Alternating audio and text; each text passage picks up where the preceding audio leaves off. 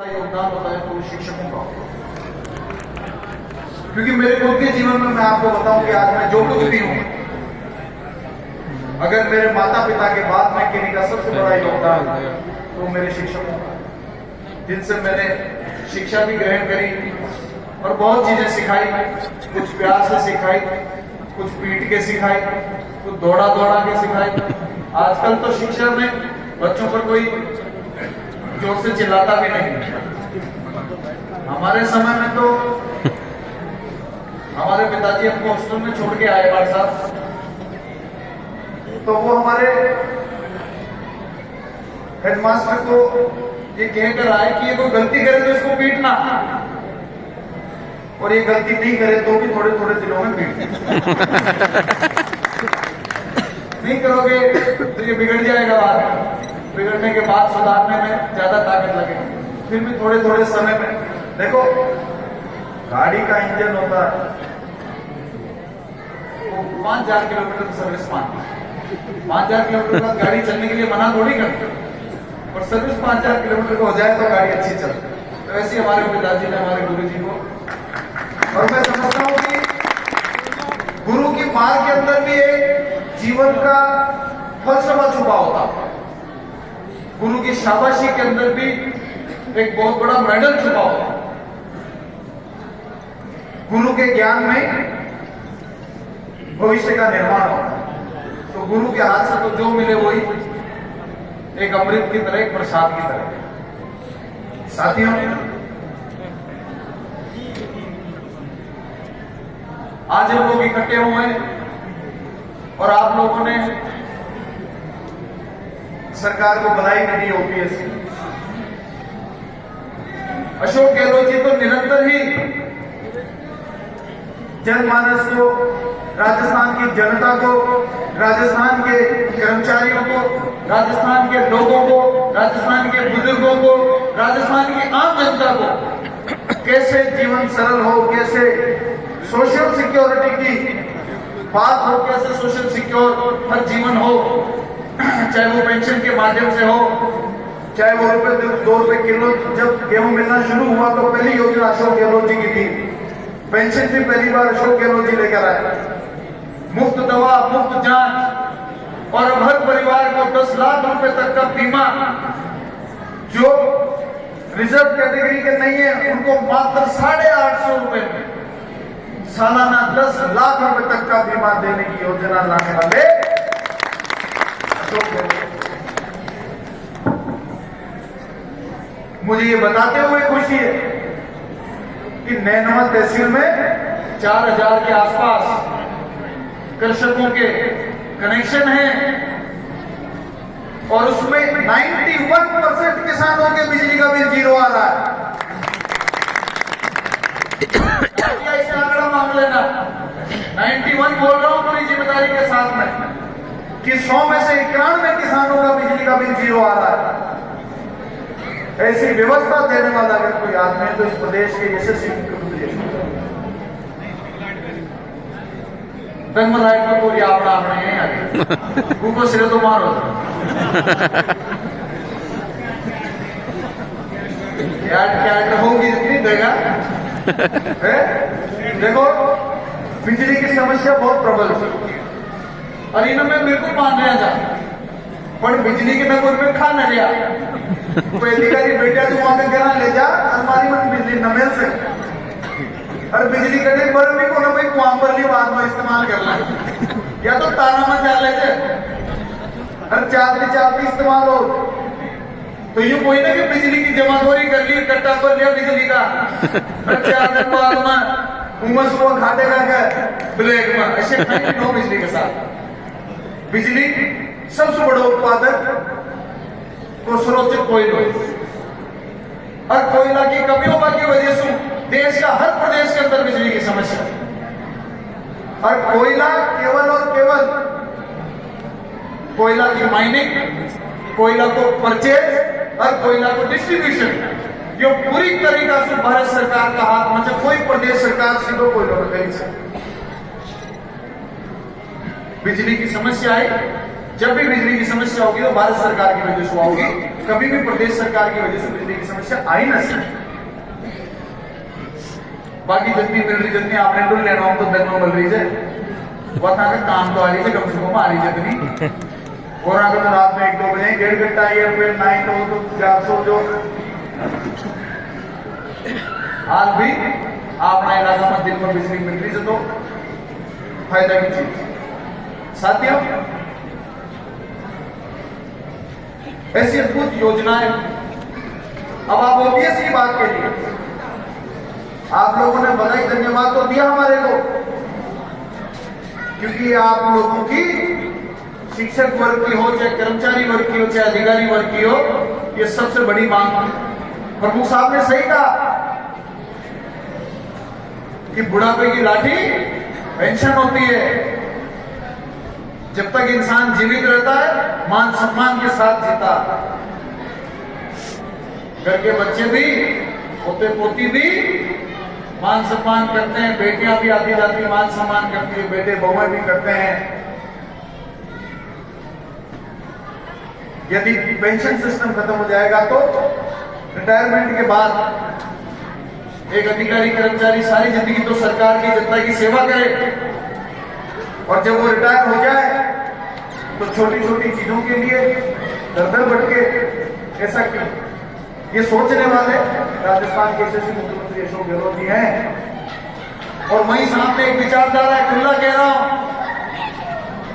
राजस्थान के कर्मचारियों अधिकारियों के हिस्से का जो पैसा केंद्र सरकार को देना चाहिए, ओपीएस प्रदेश का मैटर है। वो कहते हैं इसको वापस लीजिए। वापस क्यों लेंगे? काम डिसाइडेड है, कौन से काम केंद्र सरकार के, कौन से काम प्रदेश सरकार के। पेंशन देना प्रदेश की सरकार का फैसला है। प्रदेश सरकार ने कह दिया और पेंशन देंगे। कई लोग कहते हैं तो 10 साल बाद लागू होगी। आज की तारीख में भी 2004 के बाद के काफी लोग रिटायर हो गए, उनको ओल्ड पेंशन मिलनी शुरू हो गई। और मैं खुला कह रहा हूं आपको, अभी एक भी बीजेपी के रूल स्टेट में ओल्ड पेंशन चालू नहीं हुई। और जिस दिन ये आ गए किसी भी प्रदेश में, वहां ये बंद करने का काम करेंगे, बंद करने का काम करेंगे। जब तक इनसे ये वादा नहीं लो, इनको गांव में मत घुसने देना। तुम पहले लिखित में दो घोषणा पत्र में,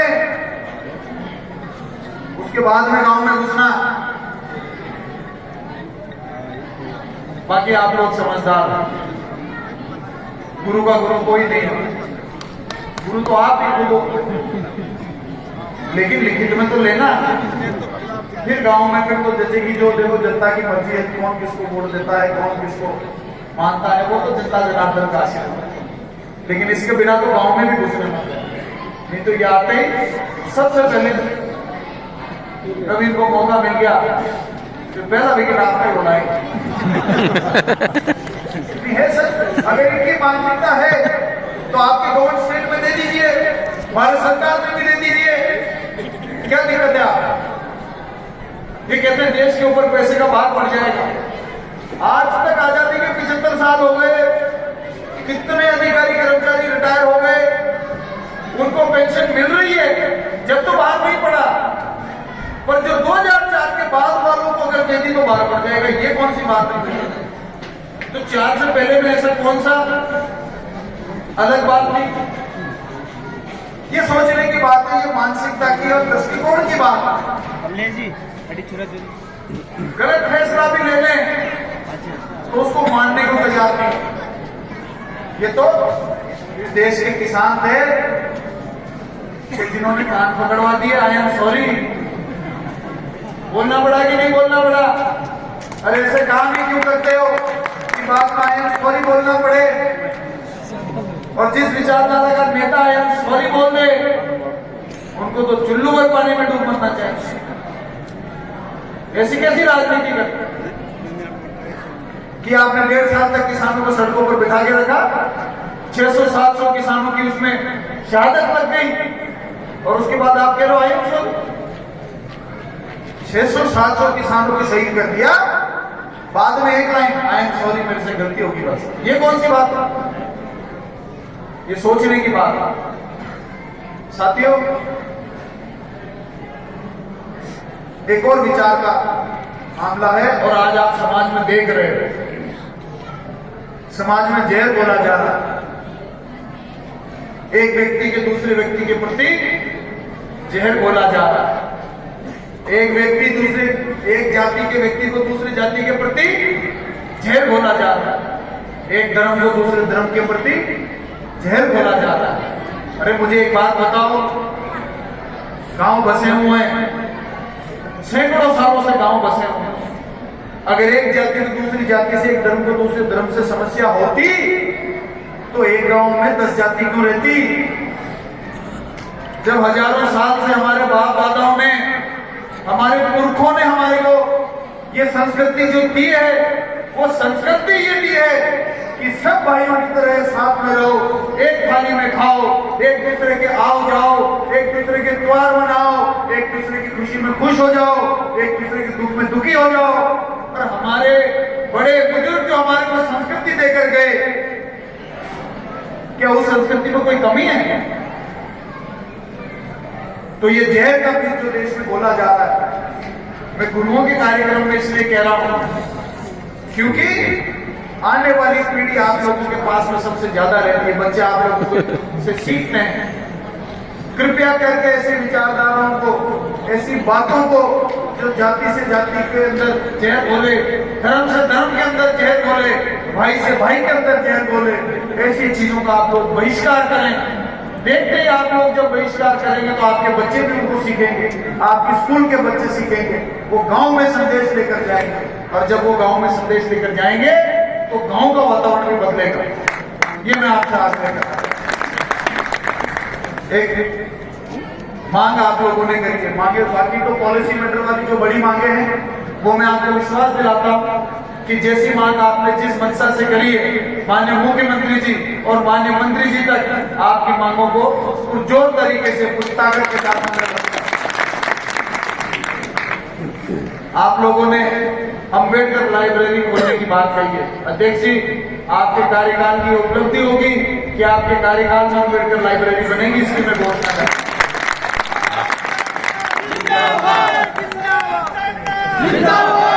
साथ में मॉडल स्कूल के गुरुओं ने मॉडल स्कूल के खेल मैदान में मांग करिए, तो आपके खेल मैदान में 25 लाख की मैं घोषणा करता हूँ। बास्केटबॉल कोर्ट बनाना है, वॉलीबॉल कोर्ट बनाना है, वो आप तय कर लीजिएगा और वो 25 लाख के सेक्शन हम लोग निकलवा देंगे नगर पालिका से। आदरणीय चेयरमैन साहब यहाँ पर हैं, आपको 25 लाख की मॉडल स्कूल की हाँ कर दिया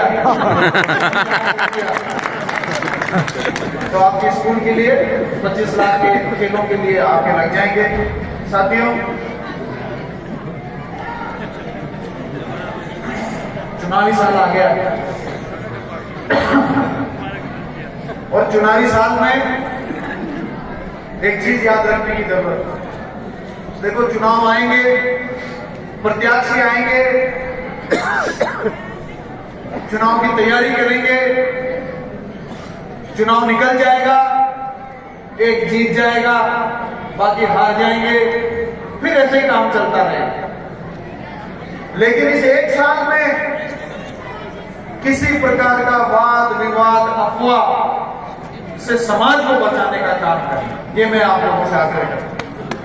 आगे चुनावी साल में बहुत अफवाह आएंगी, बहुत बात, बहुत विवाद, बिना बात की पीड़ाएं पैदा हो जाएंगी। तो आप सब लोग इसमें सहयोग करें कि चुनावी साल में जो भी वाद विवाद अपवाद हो, उनसे मजबूती से अपने समाज और अपने गांव को बचाने का काम करें, क्योंकि चुनाव में निकल जाएंगे, लेकिन मनों में जो फासले बन जाते हैं वो फासले कभी नहीं निकलते। एक बार रिश्ते एक बारीक डोर की तरह होते हैं, जब बारीक डोर में एक बार गिठान लग जाती है तो वो निकलना बहुत मुश्किल होती है। तो मन में किसी की गिठान लग जाए तो वो निकलना बहुत मुश्किल होती है। कई लोग चुनाव के समय में सोचते हैं कि कोई फर्क नहीं है, डाल दो, फिर बाद में देखेंगे, बाद में मन के फर्क नहीं निकलते। इसलिए मेरा आप सब लोगों से आग्रह है, जाति के नाम पर, धर्म के नाम पर, पार्टी के नाम पर और किसी बात के नाम पर कोई भी इस चुनावी साल में विचारधारा, सोशल मीडिया, कोई खबरें कोई अखबार की खबरें अगर ऐसी हो जो कोई विवाद डालती हो तो विवाद से अपने गांव को, अपने समाज को बताएं। मेरे पत्रकार साथी शानदार और आलिशान 3-4 साथी हमारे सामने बैठे हुए हैं। नैनवा के अंदर बहुत सुंदर पत्रकारिता का आप लोगों ने उदाहरण पेश किया। मैं आप लोगों से भी आग्रह करता हूँ कि ये समाज अपना है, इसी समाज में हमारे बच्चों ने रहना है, इसी में हमारी महिलाएं घूमती हैं, इसी के अंदर हमारे भाईबंध घूमते हैं, इसी समाज के अंदर हमारे मिलने वाले यार मित्र घूमते हैं। आखिरी चुनावी साल में जितना जहर को हम दूर रखेंगे उतना हमारा समाज बेहतर रहेगा। आप सब लोगों का बहुत बहुत धन्यवाद। आपने तो मौका ढूंढा और सारा धन्यवाद कह दिया।